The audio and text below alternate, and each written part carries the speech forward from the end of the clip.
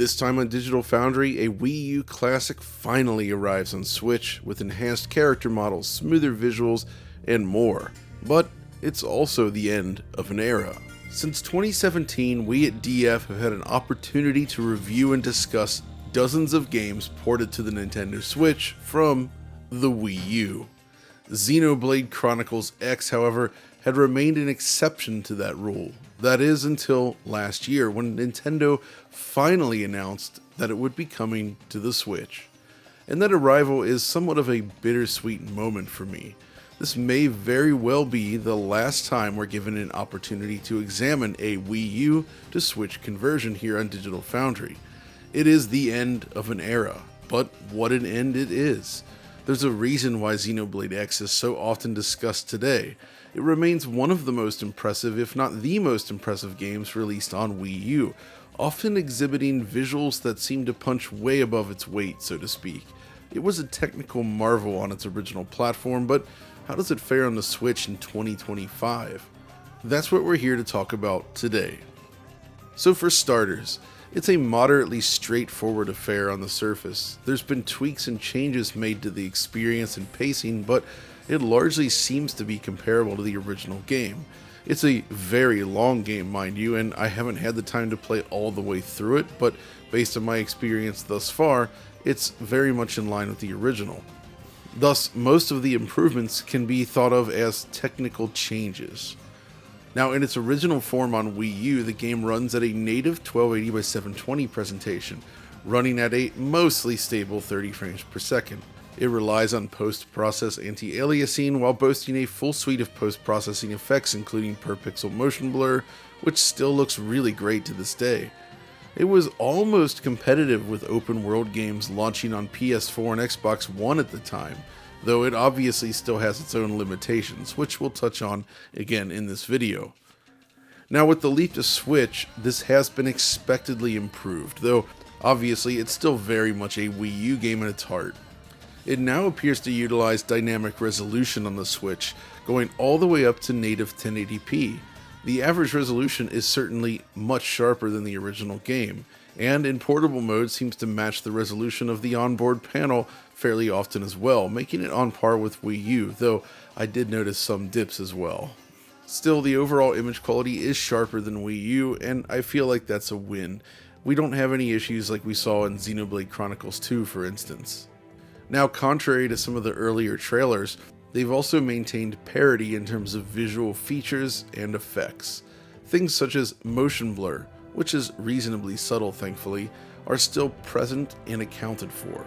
More importantly, things like distant detail, LODs, and shadow quality are all improved over the Wii U original. You can see this here in this scene. There's just a little more going on in the background compared to the Wii U original. The lighting is also subtly different in this new version of the game, and the shadow positions are also changed. This sequence is another good comparison. As we zoom the camera out, let me briefly pause the action. Now, as we flip back and forth, note how the Switch version exhibits significantly more detail in the city area. Textures, shadows, polygon detail, and more are all improved significantly. It looks a lot better, I think. But okay, let's go ahead and start it back up. Now, as we pull the camera around the side of the city during this flyby, you might notice some things such as differences in lighting color, along with improved image quality. The extra detail is certainly welcome, and that becomes much more obvious when we reach the highest point of this map and pause the action. Look closely at the buildings in the center here. There's more detail, especially with shadows being shown in the new version of the game. The increase in this detail and better image quality all combine to create something more pleasing all around, even though really there's not any new assets here. But that doesn't mean that there haven't been changes to existing ones. I haven't talked about this yet, but the character models have received significant work. In the original release, many of us felt that the models were on the awkward side, shall we say. The shape of the eyes, the pupil design, complexion of the skin, etc. all feel slightly off-putting.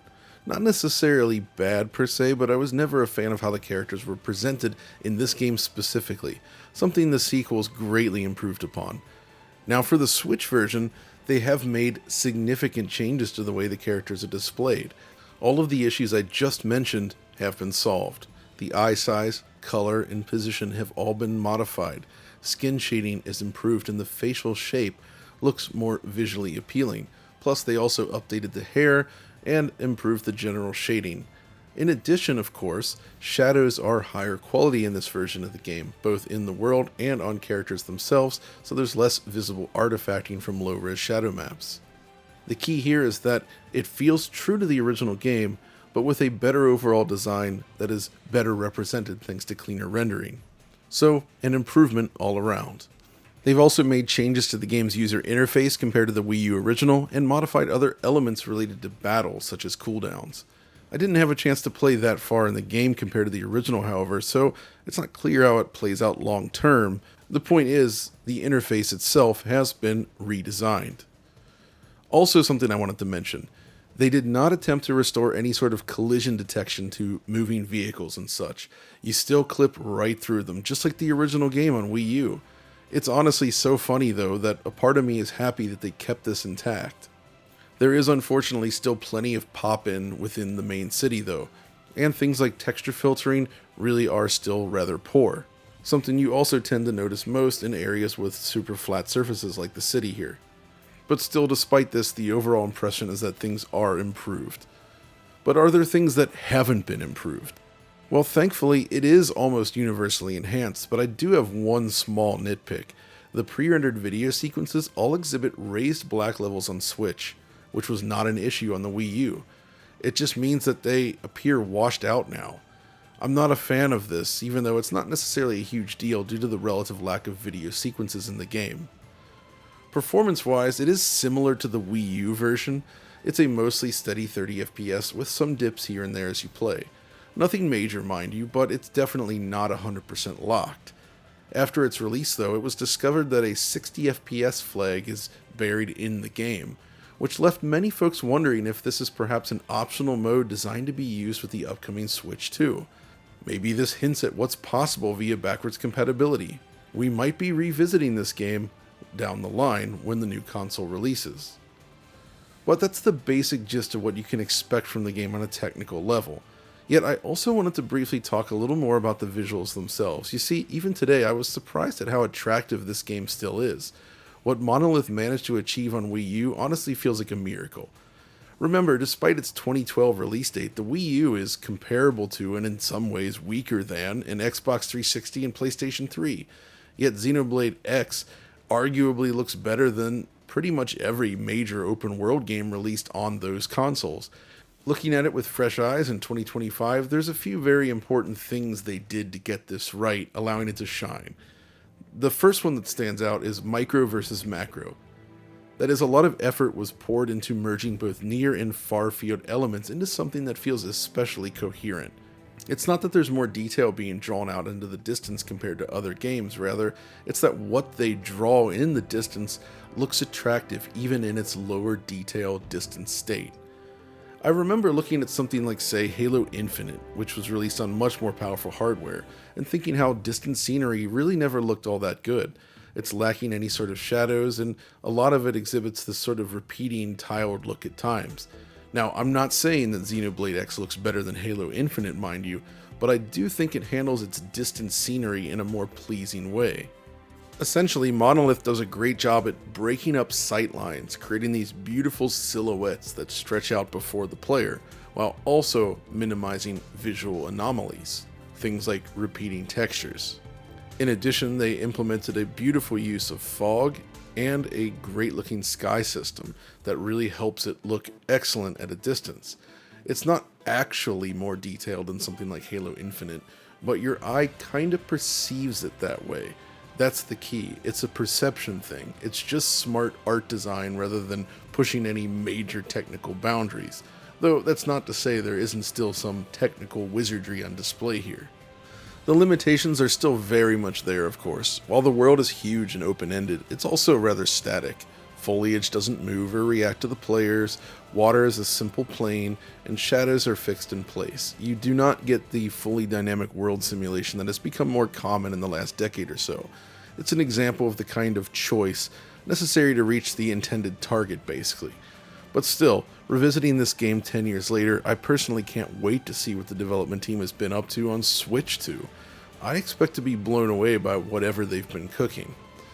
It's also worth noting that since this new version of the game ships on a cartridge or is downloaded from the eShop to flash memory, there's no need for an additional installation pack. You see, with the original game, if you played the disc version, there was an optional download available on the Wii U shop to improve performance, but if you came to it late and picked up a disc version down the line, that pack is no longer available. It's nice not to have to worry about that detail now with this new version, as it loads faster right out of the gate. One final thing I wanted to note then is that Xenoblade X does offer surround sound support, and this is something that has never become as commonplace as I'd have liked on the Switch, but the team definitely delivers here. The rear channels are fully active. In addition, the soundtrack itself remains excellent. It's very different from other games in the series, but I think it works fantastic with this one.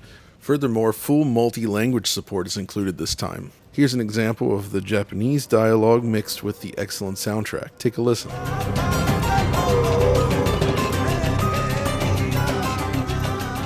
驚いたよね。彼らがこの惑星の先住民よ。新参者の私たちとしては仲良くしていかないとね。